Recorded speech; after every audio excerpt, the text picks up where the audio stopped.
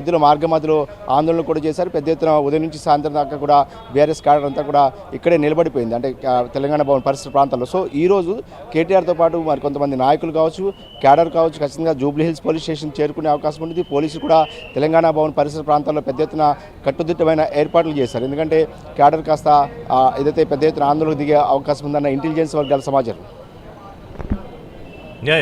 చెప్పండి.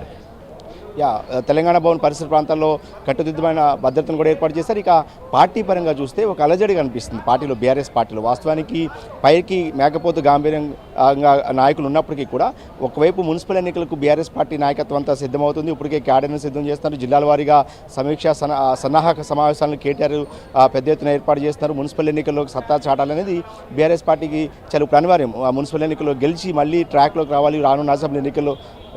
రానున్న అసెంబ్లీ ఎన్నికల్లోకి మళ్ళీ ఏదైతే ట్రాక్లోకి రావాలంటే ఇప్పుడు సింబల్తో జరగబోతున్న మున్సిపల్ ఎన్నికలు చాలా కీలకం. పంచాయతీ ఎన్నికల్లో కూడా దాదాపు 40% స్థానాలు గెలిచామని వాళ్ళు చెప్పుకుంటున్నారు. సో ఇలాంటి నేపథ్యంలో ప్రజల్లోకి పెద్ద ఎత్తున వెళ్తున్న సందర్భంలో ప్రతిసారి కూడా ప్రభుత్వం వాంటెడ్గా అటు హరీష్ రావు కావచ్చు, కేటీఆర్ కావచ్చు, వీళ్ళందరినీ కూడా ఏదైతే వాళ్ళ కాళ్ళకి బంధాలు వేస్తుందనేది వీళ్ళు ఆరోపిస్తున్నమాట. ఇక నెక్స్ట్ ఎవరనేది కూడా పార్టీలో చర్చ జరుగుతుంది. నెక్స్ట్ ఖచ్చితంగా మాజీ ఎంపీ కేసీఆర్కు అత్యంత సన్నిహితంగా ఉంటే సంతోష్ రావు కూడా నోటీసులు వస్తాయని చర్చ జరుగుతుంది. ఏకంగా కేటీఆర్ కూడా నిన్న మొన్న కామెంట్ చేస్తున్నారు.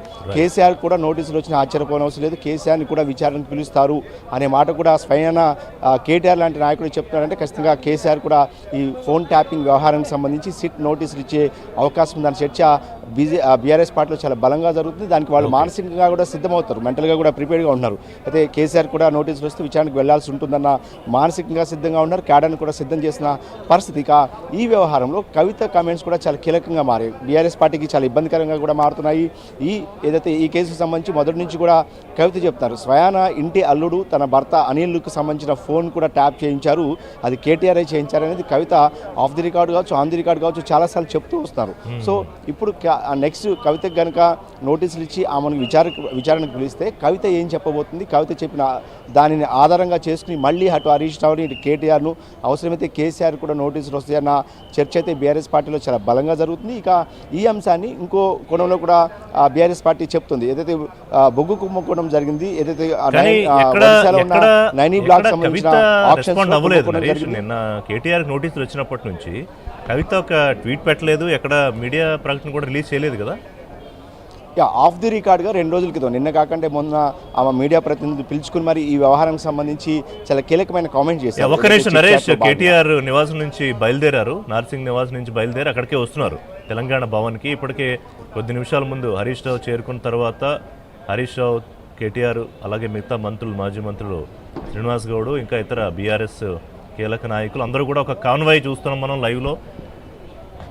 మాజీ ఎంపీ మాలోత్ కవిత ఇంకా మిగతా నాయకులందరూ కూడా కాన్వాయ్గా బయలుదేరారు. నరేష్ మరి కాసేపట్లో అక్కడ చేరుకుంటారు. నార్సింగ్లో ఎప్పుడో బయలుదేరారు, సుమారుగా 9:30 అవ్వచ్చేమో కదా, 9:30, 9:40కి అన్న బస్సు అక్కడికి చేరుకునే అవకాశం కనిపిస్తుంది. Yes please continue. కవిత విషయం చెప్తున్నారు కదా. మొత్తానికైతే కవిత ఈ వ్యవహారానికి సంబంధించి చాలా కీలకమైన కామెంట్ చేస్తూ వస్తున్నారు మొదటి నుంచి. మొదట ఈ ఫోన్ ట్యాపింగ్ వ్యవహారాన్ని ఏదైతే 2024 మార్చిలో ప్రభుత్వం సిట్ ఏర్పాటు చేసింది, ఆ తర్వాత ఆమె గత ఏడాది ఆమె బీఆర్ఎస్తో తెగతెంపులు చేసుకున్న తర్వాత గత సెప్టెంబర్ 2వ తారీఖున ఆమె సస్పెండ్ చేశారు. ఆ తర్వాత ఆ ముందు కూడా కొన్ని కామెంట్స్ చేస్తూ వచ్చారు. ఆ తర్వాత సెప్టెంబర్ తర్వాత ఆమె చాలా గట్టిగా చెప్తూ వస్తారు. తనతో పాటు తన భర్త ఫోన్ కూడా విన్నారు. సో స్వయంగా ఇంటి అల్లుడు ఫోన్ను వినాల్సిన అవసరం ఏముందనేది కవిత చేసిన కామెంట్స్. సో నిన్నగాక మొన్న ఆమె కొన్ని కీలకమైన వ్యాఖ్యలు కూడా చేశారు. ఏదైతే ఈ సిట్ వ్యవహారం ఉందో, ఈ విచారణ జరుగుతుందో, ఇదంతా కూడా అటు రేవంత్ రెడ్డికి అటు హరీష్ రావుకి ఒక అండర్స్టాండింగ్ ఉంది. సో అందులో భాగంగానే జరుగుతుంది తప్ప తనలాంటి బాధితులకు ఈ సిట్ ద్వారా న్యాయం జరగదు అనేది కవిత చెప్తున్నమాట. అంటే తనకు తానుగా బాధితురాలుగా కవిత చెప్తున్నారు. దానికి కారణం అటు కేటీఆర్ అనేది, అదేవిధంగా కేసీఆర్ కుటుంబ సభ్యులు ముఖ్యమైన వ్యక్తులు హరీష్ రావు కావచ్చు, కేటీఆర్ కావచ్చు, సంతోష్ రావులే కారణం, తన ఫోన్ కూడా విన్నారని కవిత చెప్తుంది. సో ఈ నేపథ్యంలోనే సిట్ విచారణకు తనకు కూడా సిట్ నోటీసులు ఇస్తే తన వాంగ్మూలాన్ని కూడా తీసుకుంటారనేది కవిత చెప్తున్నమాట. సో కవిత కనుక విచారణకు వెళ్ళి ఇంకొక కీలకమైన కొన్ని విషయాలు కనుక సిట్ అధికారులకు చెప్తే దాని ఆధారంగా తిరిగి మళ్ళీ ఇటు కేటీఆర్ని, హరీష్ కావచ్చు, కేసీఆర్ను, సంతోష్ రావు లాంటి నాయకులను కూడా ఖచ్చితంగా విచారించే అవకాశం కనిపిస్తుంది. సో ఏదేమైనప్పటికీ కూడా కవిత బీఆర్ఎస్ పార్టీకి ఆమె చేస్తున్న వ్యాఖ్యలు కావచ్చు, ఆమె చేస్తున్న ఫోన్ ట్యాపింగ్ కావచ్చు, ఇతర వ్యాఖ్యలు కావచ్చు, సో చాలా తలనొప్పిగా మారాయని చెప్పొచ్చు. ఈ అంశాన్ని ఎట్లా కవిత